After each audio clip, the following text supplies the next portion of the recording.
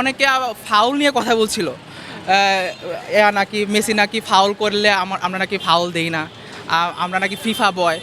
আরে ভাই, ওইটা তো কি ভিএআর দিয়ে দেখা হয়েছে, এবার ভিএআর আপনারা তো মানবেন নাকি?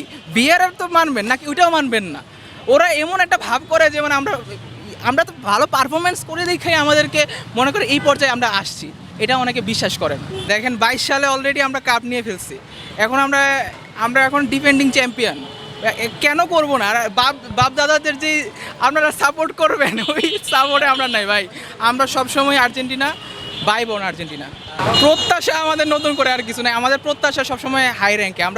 এবারও আমরা ধারাবাহিক পারফরমেন্স করতে চাই, এবং আমাদের ফোর্থ যেই লোডিং সেটা হচ্ছে, স্টার লোডিং হচ্ছে আর কি।